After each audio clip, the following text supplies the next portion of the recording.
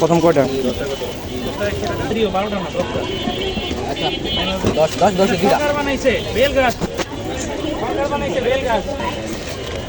10টা এখানে না? Thank you ma'am.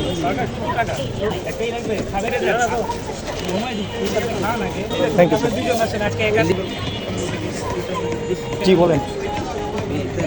এই যে 10 টাকা, ওইগুলো 40, 30, 70। পার্সেল না খাবেন?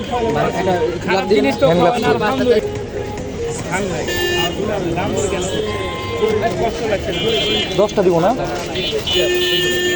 10টা সস কই মেয়োনিজ কই?